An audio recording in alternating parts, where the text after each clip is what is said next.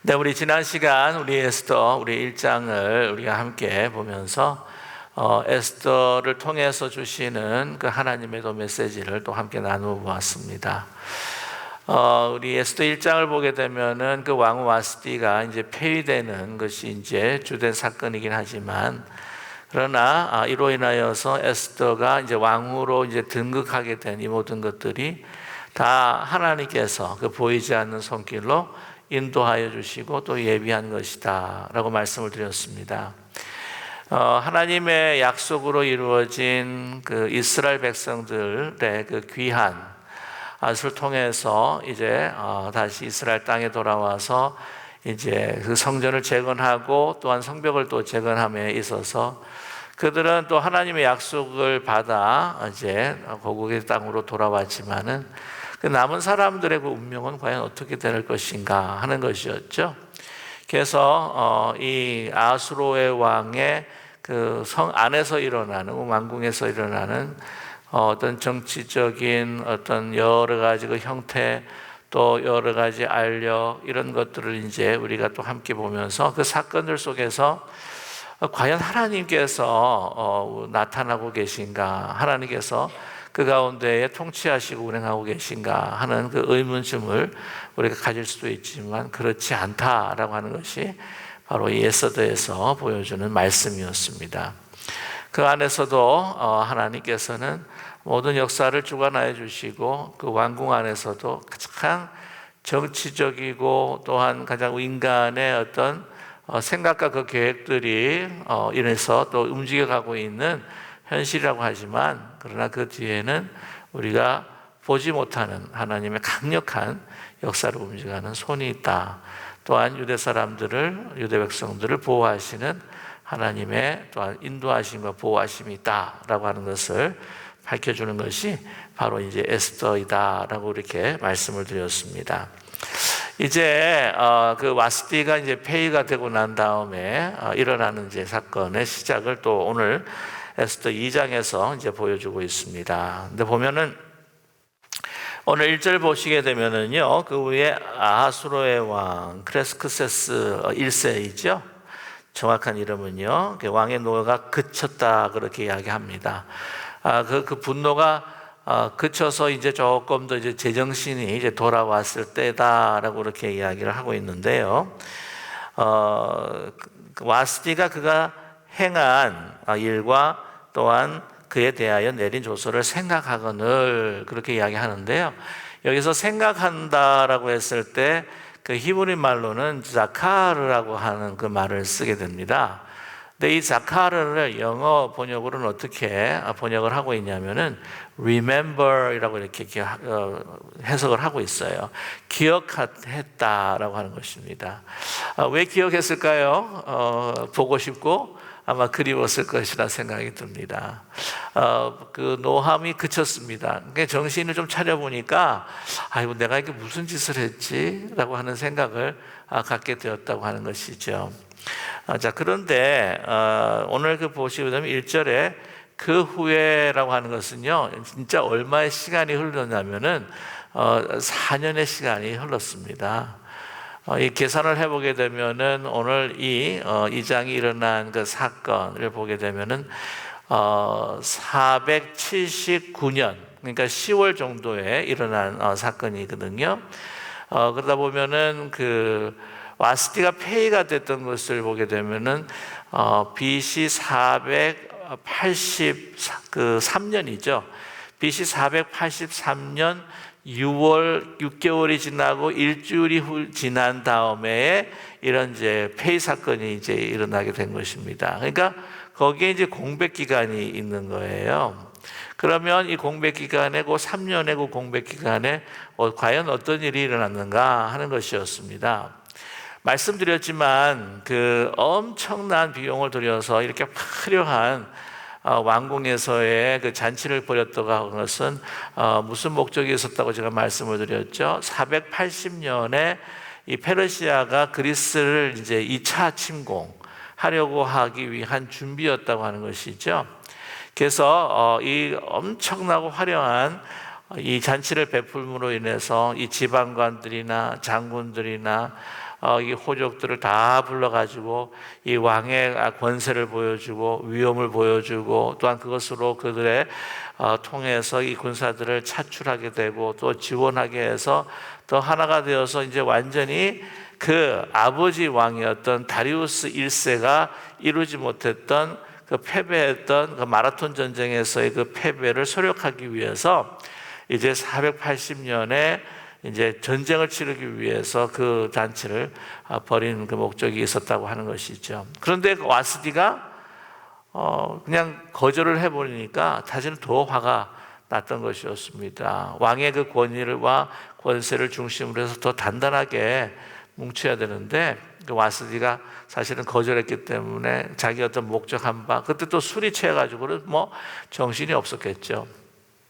그런데 오늘 이 그 후는요, 바로 그 2차 침공의 실패 후에 일어났던 것이었습니다. 그래서 480년 그때 그 전쟁이 주전 480년에 그 2차 침공이 있었을 때에 여러분 제가 말씀드렸지만 그 유명한 영화 그 300이라고 하는 영화라고 하는 것도 있었고 또 해전에서 엄청난 패배를 당하고 말았다고 하는 것이죠. 그때 480년에 엄청난 패배를 맛보고 난 다음에도요 좀 기다렸습니다. 그래서 479년 봄에 또 침략을 해요. 그런데도 불구하고 또 패배하고 맙니다.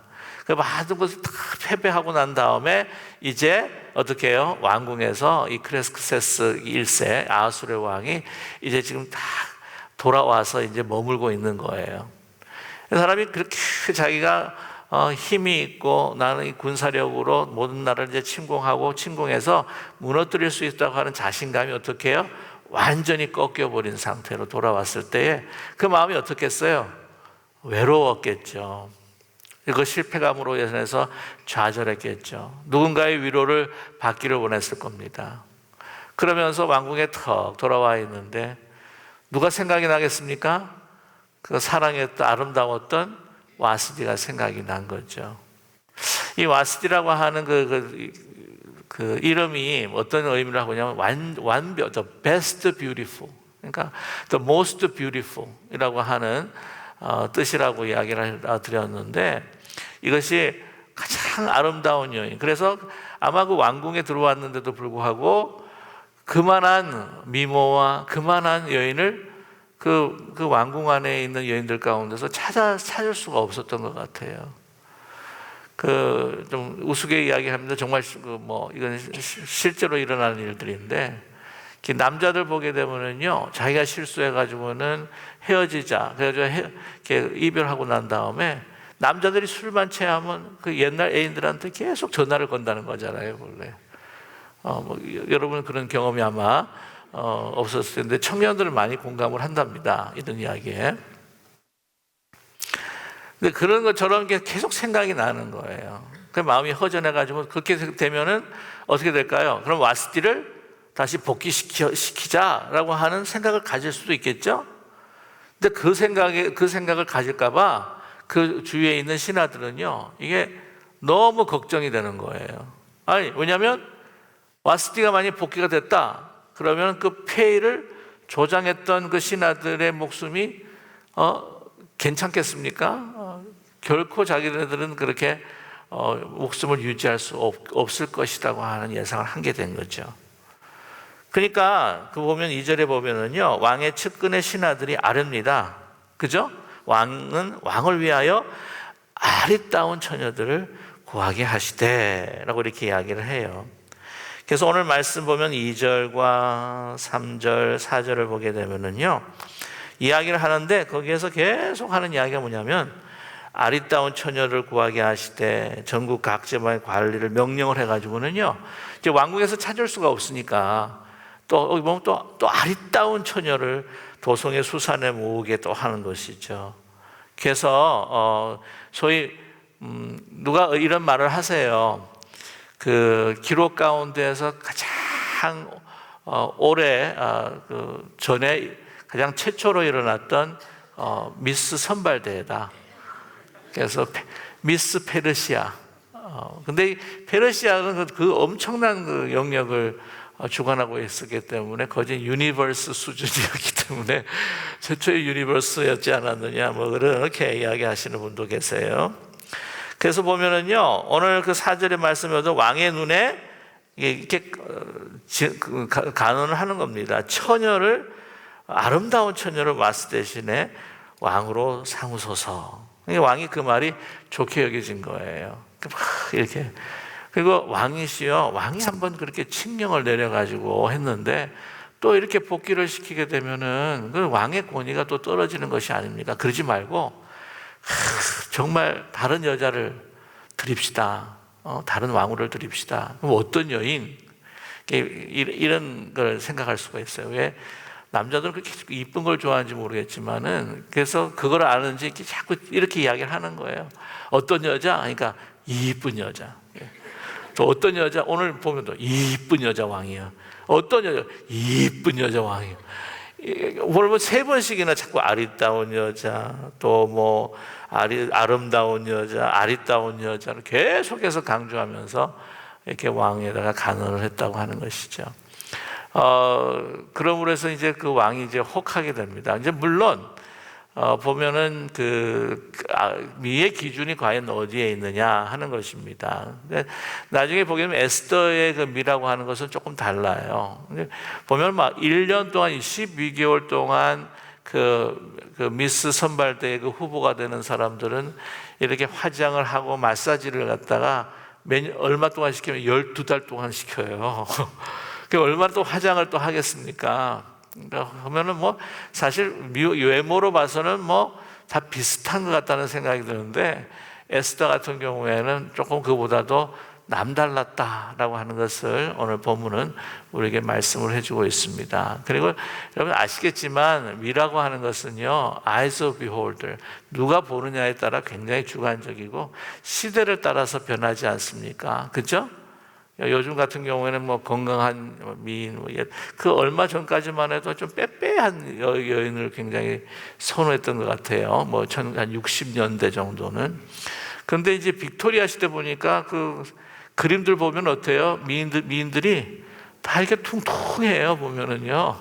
그래서 시대마다 좀 다르구나. 이 벽화를 보게 되면 그 페르시아의 그 여인들 보면은 막 다른 건 모르겠는데 하여튼 눈이 막 크더라고, 뭐 화장을 해서 그런지. 그래서 위의 기준은 다르겠지만, 그러나 그보다 더 한층 더 깊은 미를 에스더가 가지고 있다라고 하는 것을 오늘 또 본문을 통해서 우리는 볼 수가 있습니다. 어떤 밀까? 여러분 궁금하시더라도 조금만 참으시고요. 그래서 근데 오늘 말씀 보게 되면은요, 5절에 도산수성에 한 유다인이 있으니 이름은 뭐라고 하면 모르드게다라고 이렇게 이야기를 합니다. 이 모르드게는 그 문을 지키는 자로 나중에 우리에게 보고하고 있습니다만은, 이 모르드게라고 하는 그 이름은요, 유대 이름이 아닙니다. 이 이름은 그 바벨론의 그 신이었던 말둑이라고 하는 그 신의 이름에 유인을 해가서 이제 모르드게라고 이야기를 했는데, 그거 보게 되면 이 모르드게가 자기가 유대인이라고 하는 것에 대해서 어떻게 해요? 좀 많이 숨겼다라고 하는 것을 우리가 볼 수가 있습니다. 보통 그 요즘에 그 회사에 취직을 할 때도 이제 레즈메이를 이제 내게 되는데, 이 레즈메이에 뭐 내셔널리티나 뭐 인종이나 뭐 이런 것들을 다 쓰지 못하게 하잖아요. 근데 보면은요, 어떤 분들은 그런 이야기를 해요. 이름만 딱 보면은 좀 알 수가 있다라고 이렇게 이야기를 하시는 분들이 있어요. 아마 경험이 많으신 분들이겠죠. 근데 지금 보게 되면은 모르드게는 유대 이름의 이름을 쓴 것이 아니고 이 바벨론이나 페르시아인들이 잘 아는 이름, 그래서 이 말둑이라고 하는 소위 그 우상이죠. 우상의 이름에 유리한 것들을 이제 쓰게 된 것을 보게 되면은, 나중에 그 에스더에게 네가 유대 여인이라고 하는 것을 알리지 말고 숨겨라라고 이렇게 이야기했던 그의 마음을 어느 정도 이제 살필 수가 있을 것 같습니다. 그 당시에 그 유대인이라고 했을 때 아마 좋은 그 국내에서나 또한 그 나라에서 그 권력의 그 중심지가 되는 그 바벨론에 있어서 별로 그렇게 좋은 이미지는 아니었구나 하는 생각도 또 우리가 갖게 된다고 하는 것이죠. 오늘 말씀 보게 되면 베냐민 자손이다라고 이야기하고 기스의 증손, 시므의 손자, 또 야일의 아들이라 그렇게 이야기하면서 6절의 말씀 보게 되면은요, 전에 바벨론 왕 느부갓네살이 예루살렘에서 유다 왕 여고냐, 이 여고냐는 바로 이제 요아긴 왕입니다. 그 잡아갈 때 이제 같이 이제 끌려갔다고 그렇게 이야기했는데, 모르게도 함께 사로잡혔더라. 요거는 조금 아마 해석이 잘못된 걸로 여러분 아시면 좋겠어요. 왜냐하면 이제 원어를 보게 되면은 이 그 6절을 수사하고 묘사하는 사람이 그 모르드게가 아니고 사실은 이 기스라는 것을 우리가 알 수가 있습니다. 왜냐하면은 지금 그때 요아긴 시대 때 포로되었던 그 시대와 지금 이 시대를 계산을 해보게 되면은요, 좋기 130년의 연수가 차이가 나요. 그렇기 때문에 그 원문을 자세히 살펴보게 되면은 이거 모르드게를 이 6절을 지칭하는 것이 아니고 이 6절은 그 기스를 지칭을 하고 있습니다. 그리고 이 그 모르드게 같은 경우에는 또 어디에 나타나냐면은 에스라 그 2장 그 1절과 2절을 보게 되면은 스룹바벨과 함께 같이 갔던 그 지도층에 있는 사람들을 열거하고 있거든요. 거기에 이제 모르드게라고 하는 이름이 나타나고 있습니다. 아마 그 모르드게가 아마 이 모르드게일 것이다라고 하는 이야기를 좀 많이 하고 있는데, 그 모르드게가 사실은 한번 갔다가 다시 바벨론 아니 저기 페르시아로 돌아오지 않았을까라고 그렇게 추정하시는 분들이 많아요.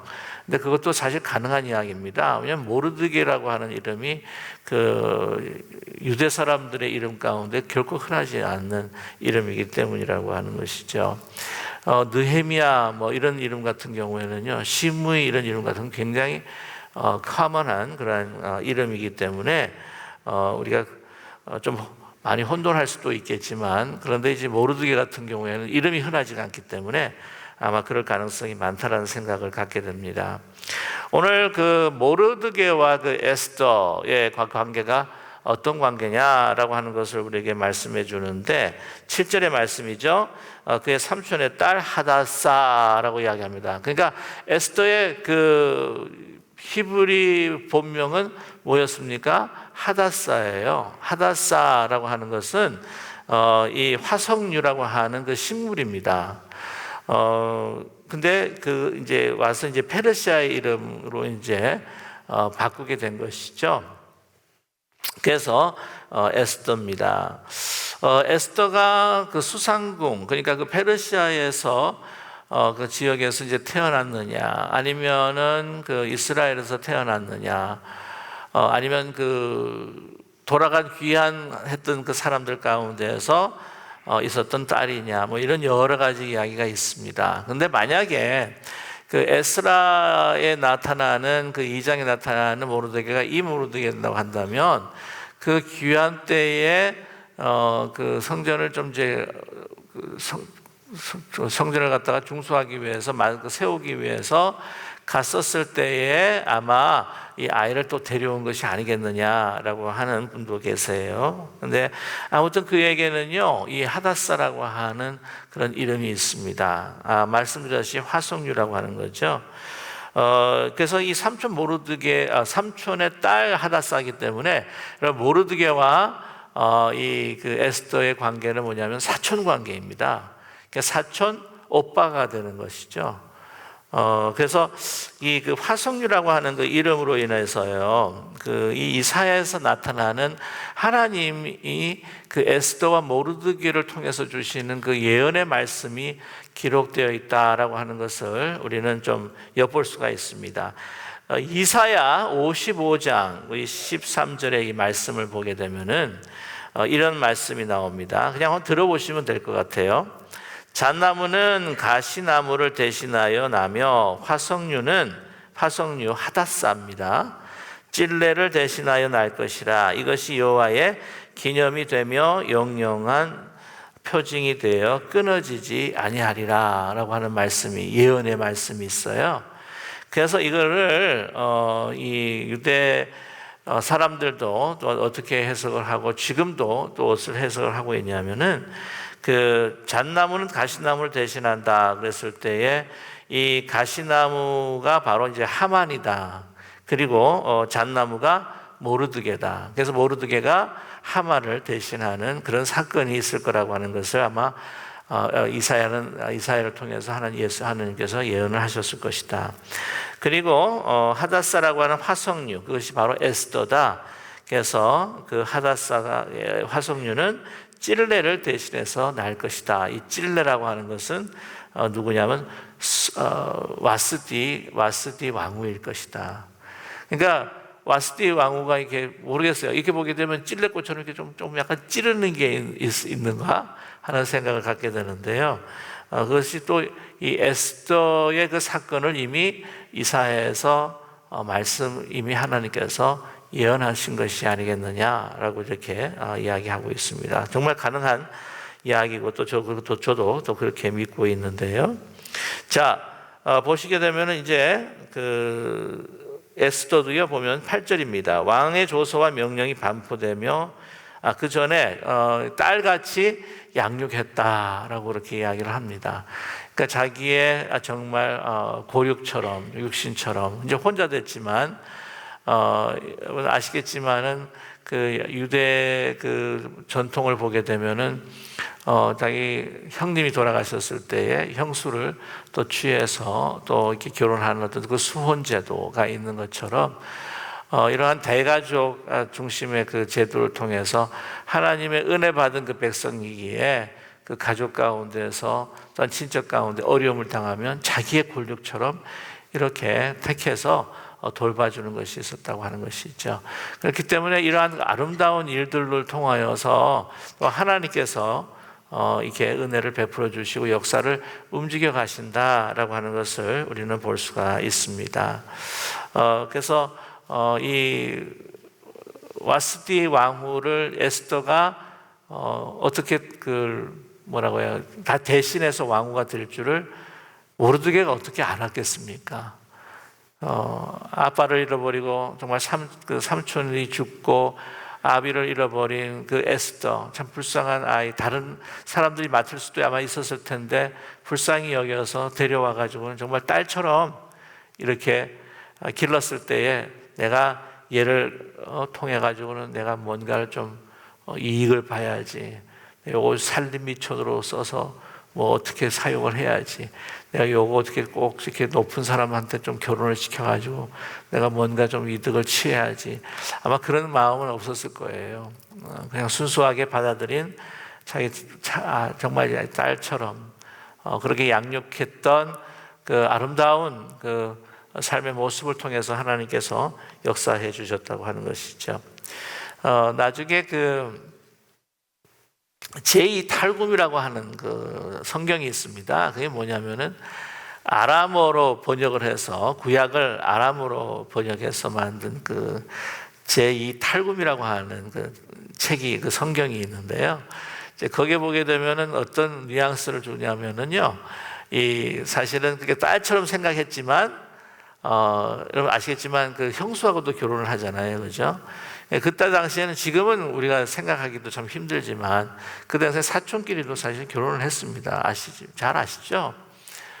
그래서 이 에스더를 자기의 아내로까지 또 생각을 했었다라고 하는 그런 문구들이 나온다고 하는 거죠. 아무튼 이 에스더가 이러한 미인 선발대에 가 있다고 했을 때 왕후가 될 수 있다고 생각하는 것으로 인하여서 막 그거를 위해서 적극적으로 나섰는가? 그건 아니라는 것이죠. 오늘 말씀 보게 되면은요, 가기 싫은데도 불구하고 정말 이것이 어쩔 수 없이 갔다라고 하는 표현이 나오고 있습니다. 8절 말씀 보게 되면 왕의 조서의 명령이 반포되매 우리 같이 한번 읽어볼까요? 왕의 조서와 명령이 반포되매 처녀들이 도산수성에 많이 모여 회개의 수하에 나갈 때에 에스더도 왕궁으로 국리를 주관하는 회개의 수하에 속하니. 네, 여러분 아시겠지만 이제 한번 왕 앞에 나갔다가 이제 왕하고 이제 같이 이렇게 하룻밤을 지내고 난 다음에 그 다음에 이제 후궁처로 이제 옮겨져요. 그러니까 12달 동안 그 후보자들이 그 처녀들만 모여 있는 그 별관이라고 그렇게 이야기할 수가 있겠죠. 거기에서 이제 머물다가 이제 왕을 아련하게 되면은 그 다음 날은 이제 후궁 별관으로 이제 옮겨지게 됩니다. 왕이 이제 부르지 않으면요 평생 거기서 살아야 되는 거예요. 그러니까 이게 참 결코 그 컴퍼티션이 얼마 정도인가. 오늘 이 말씀 가운데에서는요 정확하게 나오지는 않고 있지만은 그 요세퍼스의 조세퍼스의 그 기록에 의하게 되면은 그 후보자가 한 400명 정도로 추정을 하고 있습니다. 400대 1이에요. 그러니까 보면 그 400명도 아무나 두려웠겠어요? 그러지 않았다는 거죠. 다 오늘 보면 이 헤게가 그 미인 선발대를 주고 하나는 아마 위원장 정도가 됐을 것 같아요.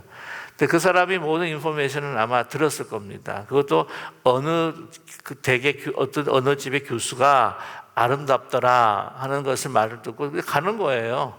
그래가지고 그냥 보고 진짜 후보가 될 만하다 그러면 끌어오는 거겠죠. 그 당시에 뭐 응모하고 그런 게 아니었기 때문에 보게 되면은 뭐 에스더 아마 그런 경우였을 것이다. 왜냐면 이게 400대 1 요세파스의 그 기록에 하면 400대 1 정도로 그 치열한 그러한 그 경쟁인데 그거를 뚫고 왕비가 되면 너무 좋겠지만 그렇지 않으면 평생 혼자서 후궁전에서 그냥 살아야 된다고 하는 것이죠. 외롭게. 그래서 에스더도 가고 싶지 않았다. 그리고 계속해서 그 모르드게의 집에 머물기를 원했는데 어쩔 수 없어 끌려갔다. 이끌려라고 하는 말을 통해서 에스더가 원치 않았는데 그렇게 끌려갔다라고 하는 것으로 말씀해 주고 있습니다. 내가 막 하고 싶어서 간 것도 아니죠. 내가 가고 싶지 않은데도 그 이스라엘 사람으로서 그 페르시아의 지역에서 이민자로 살아간다고 하는 것, 다른 민족으로 살아간다는 것, 자기의 아이덴티티를 숨기고 살아가야 된다는 것이 결코 좋은 일은 아니잖아요. 자기의 어떤 정체성을 숨긴다고 하는 것. 그래서 보면 그 에스더라고 하는 그 에스텔라라고 하는 그 페르시아 말로는 뭐라고 말씀드렸죠? 별이다라고 이야기했는데 에스타르라고 하는 그 히브리말 비슷한 히브리 말은 뭐냐면 얼굴을 가리다라고 하는 말이 있어요. 그러니까 이 에스더라고 하는 말이 있어서 별로 환하게 비치는 그런 것도 있지만 그러나 히브리적인 말로 보게 되면은 그 비슷한 말이 얼굴을 가리다라고 하는 말이 있다고 그렇게 이야기를 합니다. 그래서 이런 이중성들을 가지고 살아간다고 하는 게 쉽지 않은데 그것도 끌려간 자기의 본의가 아니라 정말 이게 끌려가는 그런 에스더, 그 에스더의 그 운명과 그 삶이라고 하는 것은 참 힘들고 고달팠을 것이다 라고 하는 것을 우리에게 말씀해 주고 있습니다. 자, 이제 헤게가 이제 다 보면서 이제 모든 정결케 한 물들과 또한 준비할 것들을 이제 다 이제 그들에게 이제 베풀었다고 하는 것이죠. 그래서 그들을 시중들 수 있는 7 궁녀를 주고 또한 마땅한 그 물품과 일용품들을 주고 또 아름다운 그 초소로 이제 옮기게 됩니다. 에스더에게 말하죠. 모르드게가 명령합니다. 결코 말하지 말아라. 내가 유대인이라고 하는 것을 말했다고 한다면 그것이 더 너에게는 마이너스로 작용할 수 있을 것이다. 사람들이 봤을 때에 안 그래도 보면은 그리스의 그 역사가들의 그 기록을 보게 되면은요, 본래 이 왕후를 선택할 때는 그 페르시아에 있는 그 7개의 그 중요한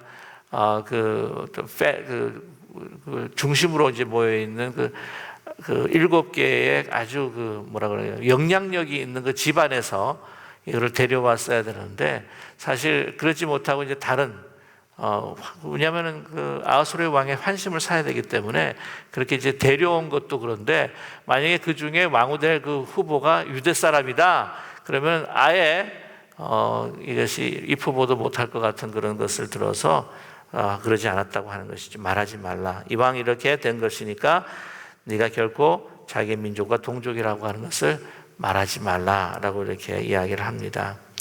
어떤 분은 이걸 긍정적으로 해석하시는 분도 있고요. 어떤 분은 굉장히 보수적인 신앙을 가지고 계신 분들은, 아니 자기가 유대인이라고 하는 것을 갖다가 밝혀야 되지 않느냐. 다니엘도 자기가 유대인이라고 밝혔는데 어떻게 그럴 수가 있느냐, 뭐 이렇게 이야기하시는 분도 있고, 어떤 분은 모든 그 진리라고 해서 그 상황에 따라서 어느 정도 숨길 것은 또 숨기고, 또 나중에 시간이 지나게 되면 또 그것을 또 이야기할 또 기회가 생기고, 또 자기가 또 드러내야 될 그 기간, 그러한 시간들이 오는데 그걸 한꺼번에 그렇게 지혜롭지 못하게 할 필요가 없다라고 그렇게 이야기하시는 분들이 있어요.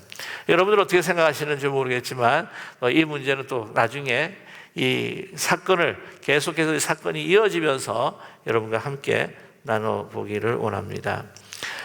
모르드게 날마다 그러면서 어떻게 해요? 이제 어떻게 되는가 싶어가지고는 날마다 이제 그 소식을 알고 싶어가지고는 계속해서 가서 그 안부와 또는 어떻게 되고 있는가를 갖다가 지금 알아내고 있는 가운데 있죠. 자, 오늘 잠깐 7절에 돌아가게 되면은요, 이 에스더에 대한 이야기가 나오는데, 용모가 곱고 아름다운 처녀라라고 이렇게 이야기합니다. 그래서 이 용모가 곱다라고 하는 것은요, 외형적인 것뿐만 아니라 이 곱다라고 하는 것은 굉장히 환한 밝은 그 성격을 가지고 있다라고 하는 그 의미가 있고요. 아름다운 처녀라 그러면 이 아리따다고 하는 것은 그것도 외형적인 것이 아니라 내면적으로 굉장히 착하다라고 하는 히브리적인 의미가 있다고 합니다. 그래서 그런지 그 많은 그 여인들 가운데서도요, 이 헤게에게 사랑을 받고 다른 사람들에게도 많은 사랑을 받았다라고 하는 것인데요. 뿐만이 아니라 오늘 그 에스더의 모습을 보게 되면 12절의 말씀입니다. 12절에 한번 같이 한번 이렇게 읽을까요? 처녀마다 차례대로 아수르의 왕에게 나아가기 전에 여자에 대하여 정한 규례대로 12달 동안을 행하되 6달은 모략의 기름을 쓰고 6달은 향품과 여자를 쓰는 다른 문품을 써서 몸을 정결하게 하는 기한을 마쳤다. 제가 말씀을 드렸죠. 6개월 동안 모략을 통해서요, 이 모략이 그때 당시에는 굉장히 고급 화장품이라고 그렇게 이야기를 합니다. 그래서 아시겠지만은 그 미라를 만들 때도 방부제 역할로 이렇게 하는 것이고, 또 이제 그 유대 사람들한테 같은 경우에는 그 향을 내고 이 몸을 이제 정결케 하는 그러한 그 약품으로 쓰여지고 있죠. 그리고 오늘 말씀 보게 되면은 그 6달은 향품과 8달은 다른 물품을 써서 몸을 정결하게 한다라고 했을 때 히브리 말을 보게 되면은 이게 마사지를 한다라고 하는 의미가 있다고 그래요. 그래서 그렇게 잘 단정을 하면서 나아가게 됩니다. 자, 근데 오늘 15절에 한번 말씀 보면요. 자, 15절의 말씀 보면 모르드게의 삼촌 아비하일의 딸 곧 모르드게가 자기의 딸같이 양육하는 에스더가 차례로 왕에게 나아갈 때는 궁녀를 주관하는 내시계가 정한 것 외에는 다른 것을 구하지 아니하였다라고 이렇게 이야기를 해요. 다른 것을 구하지 아니하였다라고 하는 것이 어떤 의미냐면은, 그 후궁 그게 있을 때에 이제 주는 것이 있을 거 아니에요. 이제 보통 미인 그 선발 때에 이런 것만 써야 되고 이런 규정이 있고 하는데, 그러면 더 돋보이기 위해서, 그죠? 뭐 더 아름답게 하기 위해서 밖에서 뭐 더 다른 향품과 또 다른 화장품들을 갖다가 뭐 밀반입한다든지, 그래가지고 뭐 얼굴에 막 바르면서 뭐 왜 그런 거 있잖아요. 뭐 몸에 좋다, 뭐 더 윤기가 나게 하도록 뭐 약품을 뭐 들여온다든지, 이게 사실 공정법에 이제 걸리게 되는 그런 부분인데, 그러지 않고 그냥 어떻게 해요? 에스더는 그냥 준 그대로 받아서 그냥 정확하게 모든 것들을 지켜가면서, 그랬을 때에 다른 사람들의 인정을 받고 사랑을 받았던 사람이다. 막 내가 왕후가 되어야지라고 하는 막 그냥 욕심을 가지고, 여러분 이렇게 막 마음에 막 욕심을 가지고 막 이런 어떤 막 다른 사람하고 막 경쟁을 하려고 막 그러면은 화장품도 잘 먹지를 않을 것 같아요. 스트레스가 막 쌓여가지고 마음이 편안하게 모든 것들을 다 내려놓으면 이런 것들이 다 더 이렇게 잘 받을 것 같다는 생각이 드는데, 그래서 그러한 그 성품마저도 다른 사람들이 아름다운 사랑을 받았던, 참 외모도 참 훌륭하겠지만 내면이 아름다운 에스더였다라고 하는 것을 우리는 짐작할 수가 있습니다. 자, 그렇기에 이제 보게 되면은 아니나 다를까 어떻게 해요? 아수르의 왕이 누구를 간택합니까? 선택합니까? 예, 에스더를 선택하게 되었습니다. 저는 이것도요, 사람의 마음은 또 하나님이 움직여주는 거라고 저는 또 생각을 해요. 워낙 내면도 아름답고 영모도 출중하고, 그래서 마음에 사랑받는 여인으로서 아수르의 왕에게 정말 한눈에 반할 정도로 그런 아름다운 에스더였다라고 하는 것을 우리가 또 확신할 수도 있고요. 또 이제 보면 하나님께서 또 그러한 마음을 아수르 왕에게, 기록에 나와 있지 않지만 아수르 왕을 통해서 또 이렇게 마음을 주셔서 그걸 간택하게 하시면서 하나님의 역사, 유대 사람들을 이제 지키고 보호하고 그들이 그 안에서 또 귀하게 여김을 받을 수 있는 역사로 인도해 주시는 바로 하나님의 역사를 우리는 하나하나 이제는 목격할 수가 있게 됩니다. 말씀드렸다시피 그 에스더라고 하는 그 이름이라는 것이 별일 뿐만 아니라 얼굴을 가린다.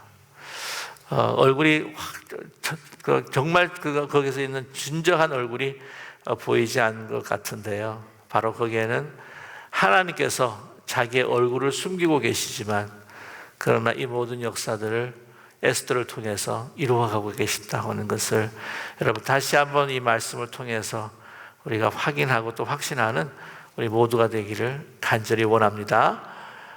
에스더는 유대인으로 또 그 왕궁으로 들어갔습니다. 그녀가 원치 않았어요. 그가 바라지 않은 것이었습니다. 끌려간 것이나 마찬가지죠. 그러나 그 모든 이 역사를 통해서 하나님께서는요, 그 크고 놀라우신 그 모든 일들을 하나하나 행하고 계시다고 하는 것을 우리가 보면서, 저와 여러분 우리 삶에 있어서 여러 가지 힘들고 어려운 일들도 있고, 내가 원치 않는 일을 당하고 내가 원치 않는 일들을 어떤 때는 해야 될 때가 있고, 어쩌면 그 상황 속에서 참 지혜로울 수도 있고 좀 비굴할 수도 있겠지만 자기 자신을 좀 숨기면서도 살아가는 그 어려운 상황이 있다고 할지라도 하나님께서는 저와 여러분을, 우리 하나님을 믿는 사람들을 결코 버리지 않고 하나님의 뜻 가운데 계획대로 더 큰 일들을 행하신다고 하는 분명한 믿음 가지고 여러분 당당하게 오늘도 용기 있게 살아가시는 저와 여러분 되시기를 주님의 이름으로 간절히 축원합니다.